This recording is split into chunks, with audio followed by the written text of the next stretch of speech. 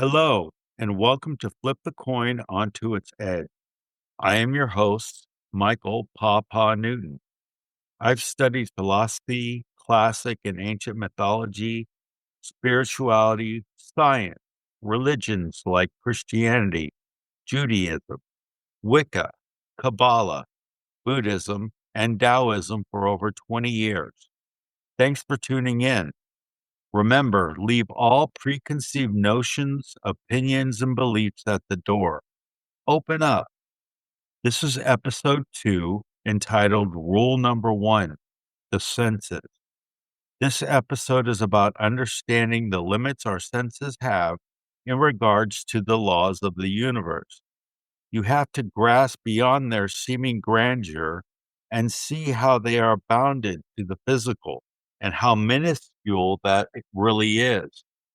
Just a reminder, click the button to follow this podcast. Now, into our show.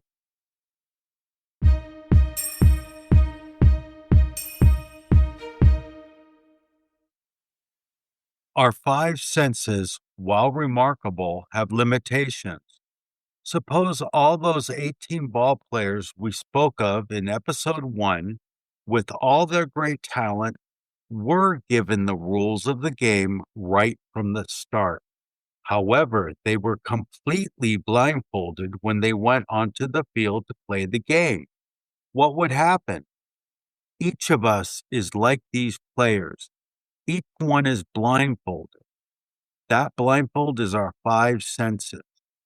Because of the limitations of our five senses, we have been playing the game of life completely in the dark. Even if we learn the rules of the game, how can we expect to play with any lasting success if we are blindfolded? Throughout these podcasts, we are going to learn an amazing but hard to believe truth. Life is only fulfillment. Life is full of opportunities that will help us achieve our goals and dreams. The only reason we are unable to experience constant and total fulfillment is that we are blindfolded by our five senses. All the information about our world is filtered through our five senses. Consider our eyes. They only perceive a small portion of reality. Take, for example, Wi-Fi, which works by encoding digital ones and zeros into radio waves that are transmitted through space using a technique called modulation. Our eyes fail to see the radio waves carrying the ones and zeros all around us all the time. Does it mean the radio waves don't exist simply because we cannot see them? Turn on a device and you'll see the digital reactions to the ones and zeros that are flying around in the radio wave.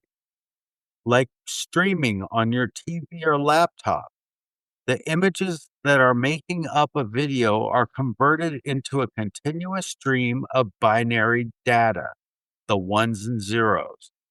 When you use Wi-Fi to watch, your router encodes these packets into radio waves that are transmitted through the air.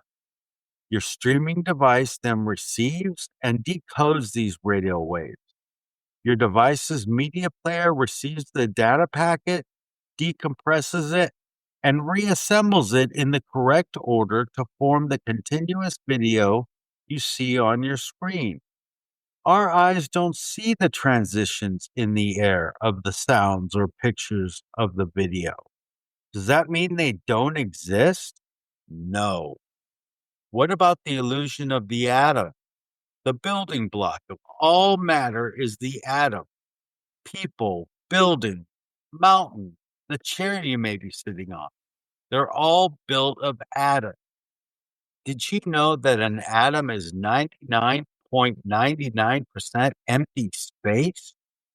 The physical part of an atom, the nucleus, accounts for only 0.01% of the entire atom. The rest is emptiness.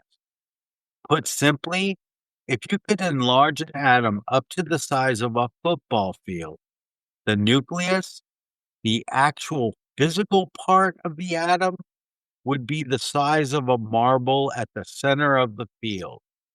All the rest is empty space. Unbelievable, right? According to science, if all of Earth's atoms were condensed into their true physical and solid state without any empty space, our planet would shrink to a sphere with a radius of about 330 to 600 feet. This is approximately the size of 1 to 2 football fields. The reason we perceive physicality in the atom is that the particles in it move around so quickly. They appear to be everywhere at once, like the rotors of a fan. When the rotors of a fan spin fast enough, they too appear to be everywhere at once, creating an illusion of a solid sphere. Our physical world is an illusion. Quantum physics has raised questions about the fundamental nature of reality, suggesting our sensory experience may not reflect objective truth. Bo Lotto, a PhD professor of neuroscience at the University of London, explains our brains did not evolve to sense reality. They evolved to give us what is useful for our survival. Scientists today sometimes describe illusions not as errors, but as insight into how our brains process and interpret sensory information, creating our perceived reality.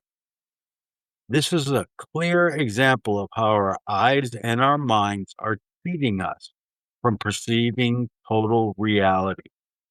Our eyes can act like curtains that filter out reality. How many times have we looked directly at something, but we're not able to perceive it? Like your car keys sitting on your table, right in front of your eyes, but you swear you can't see them. So you search out the entire house. 20 minutes later, you come back to the table, and suddenly there they are. Man has been able to look deep into outer space through telescopes that reveal hundreds of thousands to trillions of galaxies. Each one of these galaxies contains billions of stars. We have also explored inner space through electron microscope. We detect endless atoms, protons, electrons, and neutrons, a whole other micro-universe within. The micro-universe within is as big as the macro universe out there. Science indicates that humans perceive only about 5% of the universe. This visible portion consists of normal atomic matter, including stars, planets, and galaxies, while the remaining 95% is made up of undetectable dark matter, which is 27%, and a whopping 68% dark energy. Our eyes, even with the aid of high-powered telescopes and electron microscopes, fail to perceive so much of reality. As we see, our eyes play tricks on us. Our logical, rational mind also provides us with a very narrow view of life. In the past, humanity was convinced that the world was flat. Now we know it's round. What would have happened if we had talked about generative AI 40 years ago? It was only a possibility in science fiction. What if someone conceived the idea of a computer during the Middle Ages? They would have been branded that person as a mystic. People would call the idea mysticism. Today, it's called science and technology. In the 1950s, Haloid, a photographic paper company, was developing the first plain paper photocopier, a technology called xerography.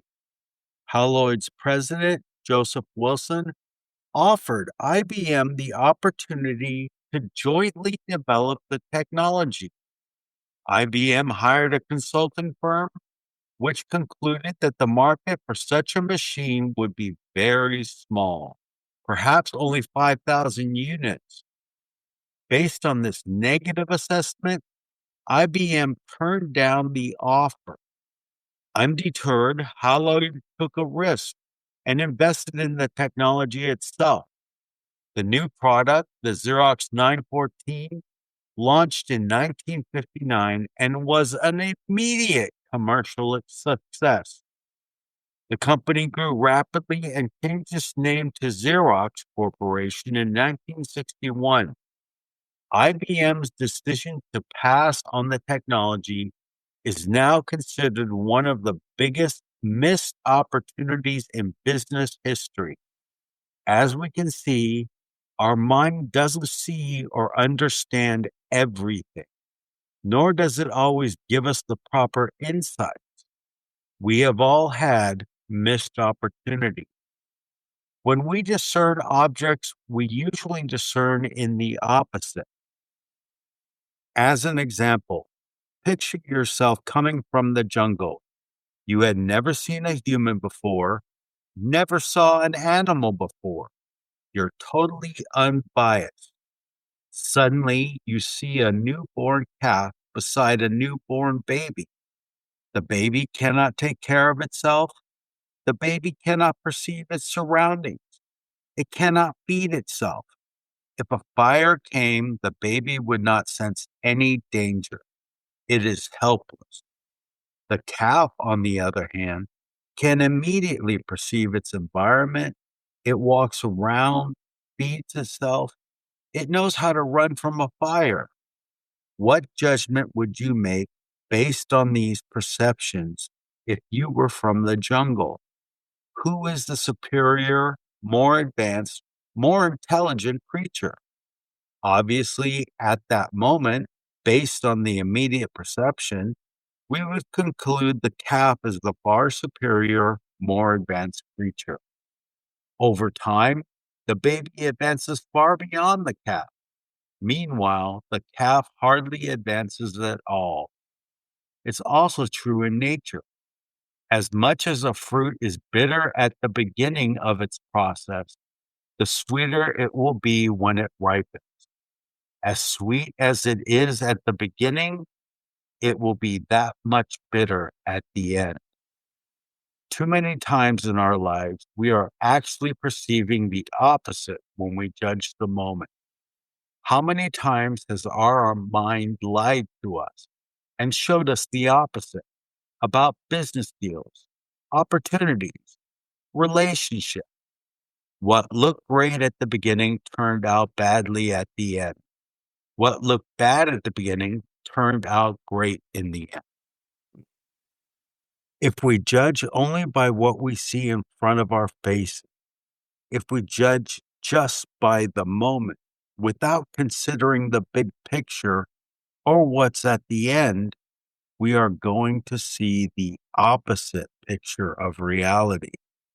Life will continue up and down in a cyclical process, one day lucky, the next day unlucky. I hope next year it will be a good year. I hope to find the right job. I hope to find the right girl. I hope today will be a really good day. Is that what life is really all about? I hope. Did you ever see a tree spring up from the ground and grow for no reason? Suddenly there is a tree. Of course not. There must be a beginning, a cause. Do you know how we've been conditioned to look at life? Suddenly there is a problem in the business. Suddenly there is an illness. Suddenly we are short of cash. Suddenly there is a problem with the marriage. Suddenly he had a heart attack. Is there really such a thing as a sudden heart attack? Or was there a cause, a seed that preceded it? Just because our five senses perceive the situation as sudden, is it really so? There is no such thing as sudden. Just as the seed of a tree is concealed in the ground, so too are the seeds of all our crises, problems, obstacles, and difficulties that confront us, but they are concealed from our five senses.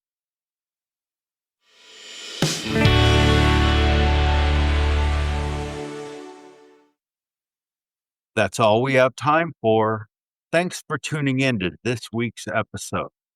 Today, we covered the obvious limits of our five senses. Next time, we'll talk about rule number 2 in the laws of life and what is out there to trust besides our senses.